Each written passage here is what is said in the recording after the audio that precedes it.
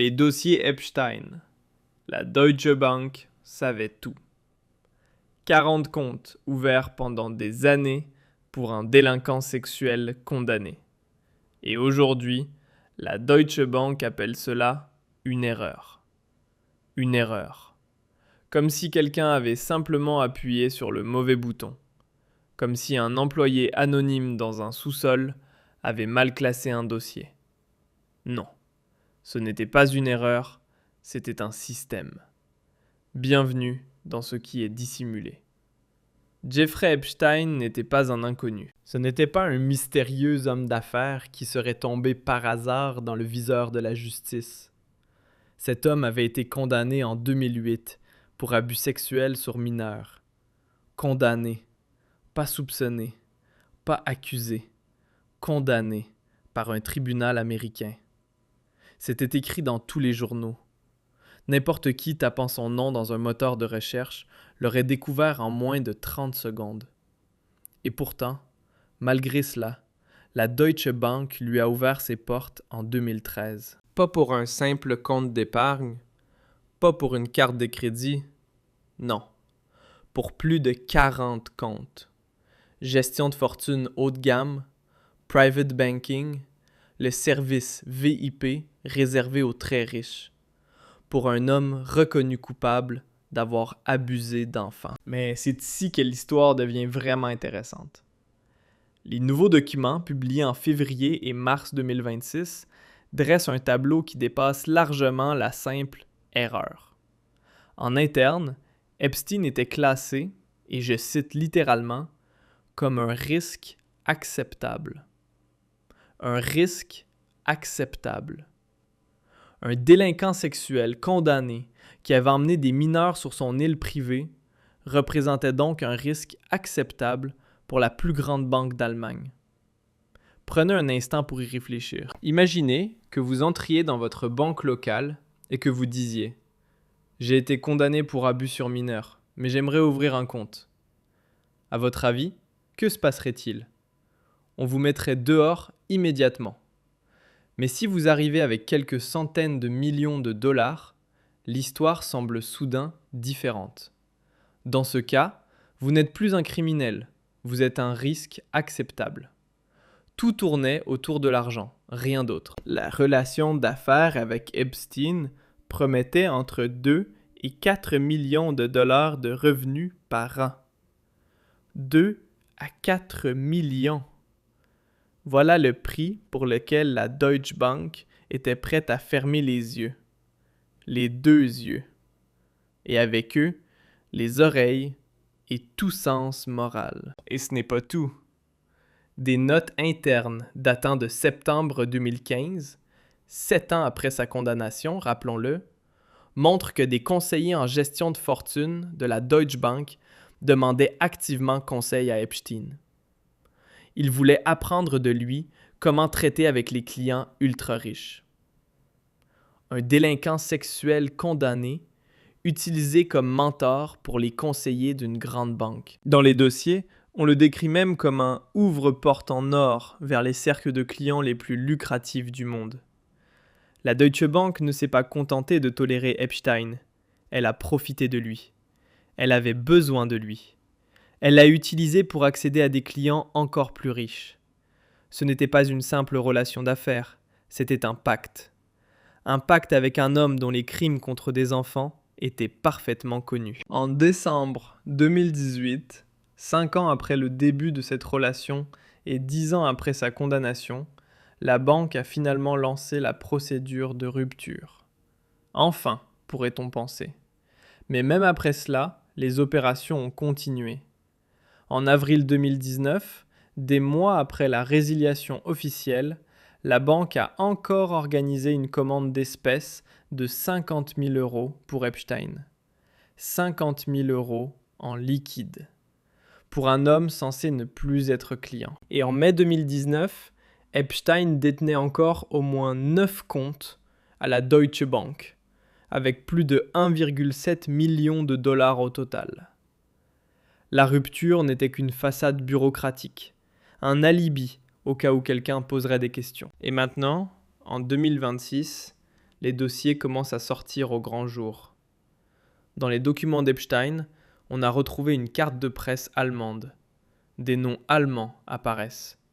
Des connexions que personne ne voulait voir, que personne ne peut expliquer et que personne ne veut expliquer. Le vice-président de l'Association allemande pour la protection des investisseurs exige désormais que la Deutsche Bank rende public tous les documents financiers liés à Epstein avant son assemblée générale de mai 2026.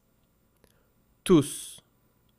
Pas la version filtrée, nettoyée par les services de relations publiques, mais vraiment tous les documents. En mars 2026, l'AfD a déposé au Bundestag une demande pour créer une commission spéciale chargée d'enquêter sur toutes les connexions allemandes dans les dossiers Epstein. La dirigeante des Verts réclame également des investigations. Et que fait Friedrich Merz, l'homme qui a travaillé pendant des années pour BlackRock, l'homme qui connaît le monde de la finance comme sa poche? Il se tait. Comme toujours quand les questions deviennent vraiment gênantes. Et pendant ce temps, une autre réalité apparaît dans les chiffres. 150 millions de dollars d'amende en 2020. 75 millions de dollars de règlement en 2023. Voilà ce que la Deutsche Bank a payé jusqu'à présent pour sa relation d'affaires avec Jeffrey Epstein. Cela peut sembler énorme, mais ce ne l'est pas. Pas pour une banque qui a enregistré en 2024 un bénéfice net de plus de 5 milliards d'euros. Ces sanctions ne sont que de la petite monnaie. Des frais de fonctionnement. Le prix d'un modèle économique où les principes moraux deviennent une simple équation. Tant que les profits dépassent les amendes, le système continue de fonctionner. Et dans le cas de la Deutsche Bank, pendant des années, cela a manifestement été rentable. Et maintenant, posez-vous une question très simple. Une question que chacun dans ce pays devrait se poser.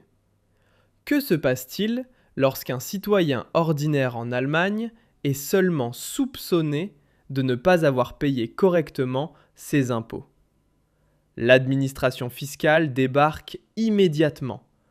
Perquisition à 6 heures du matin, compte bancaire bloqué, saisie sur salaire, une vie entière détruite pour quelques milliers d'euros. Mais quand une grande banque, la plus grande banque d'Allemagne, rappelons-le, gère pendant des années les comptes d'un délinquant sexuel condamné, traite ses demandes d'argent liquide, exécute ses virements et l'utilise comme intermédiaire pour accéder à ses clients les plus riches, alors tout cela devient soudain une erreur, un regret, un simple règlement financier.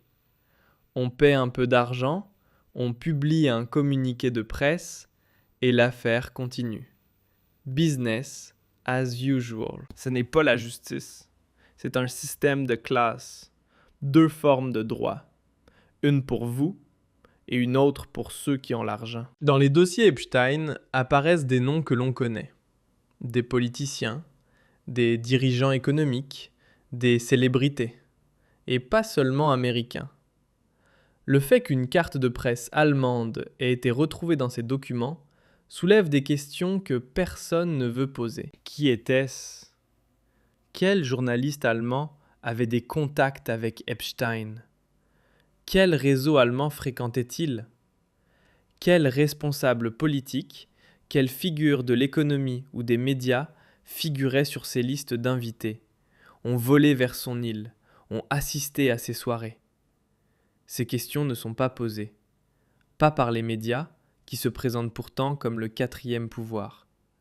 Pas par le gouvernement, qui parle sans cesse de transparence. Pas par la justice, qui affirme que tous sont égaux devant la loi. L'AfD demande la création d'une commission spéciale au Bundestag. C'est une démarche légitime et nécessaire. Mais que se passe-t-il ? Les partis traditionnels bloquent. Le SPD ne montre aucun intérêt. Peut-être parce que certains craignent que leurs propres liens apparaissent. Quant à la CDU de Merz, encore moins. Merz vient précisément du monde dans lequel Epstein évoluait, celui de la haute finance, des hedge funds, de BlackRock et de Goldman Sachs. On connaît le scénario. Les commissions d'enquête traînent en longueur, les dossiers sont caviardés, les délais sont prolongés. Les témoins, soudain, ne se souviennent de rien. Et à la fin, quelqu'un déclare qu'il n'y a aucune raison de poursuivre les investigations. Dossier clos. Circulez. Rien à voir ici. Pendant que vous regardez cette vidéo, le gouvernement prépare déjà des décisions qui vous concerneront, que vous le vouliez ou non. La vraie question est simple. Avez-vous un plan? Si ce n'est pas le cas, regardez sous cette vidéo. Notre nouveau système de préparation aux crises vous explique comment vous protéger juridiquement, financièrement et concrètement avant la prochaine grande mesure. Car une chose doit être claire. Il ne s'agit pas ici d'un simple scandale financier. Il ne s'agit pas de manipulation comptable ou d'optimisation fiscale. Il s'agit du système organisé d'abus de mineurs, d'un réseau qui s'étendait de New York aux Caraïbes jusqu'à Londres et Francfort, d'un réseau fréquenté par des personnes occupant les plus hautes positions dans la politique, l'économie et les médias, des personnes qui ont utilisé les services d'Epstein et qui occupent encore aujourd'hui leurs fonctions, leur siège dans les conseils d'administration ou leur mandat parlementaire. La Deutsche Bank n'a pas seulement été témoin de ce système, elle en a été un facilitateur. Elle a fourni l'infrastructure financière. Elle a géré les comptes, déplacé l'argent, exécuté les transactions. Sans des banques comme la Deutsche Bank, le réseau d'abus d'Epstein n'aurait jamais pu fonctionner à une telle échelle. Elles ont fourni le carburant d'une machine d'horreur. Et le plus choquant dans toute cette histoire, personne n'a été tenu personnellement responsable. Aucun dirigeant bancaire n'a comparu devant un tribunal.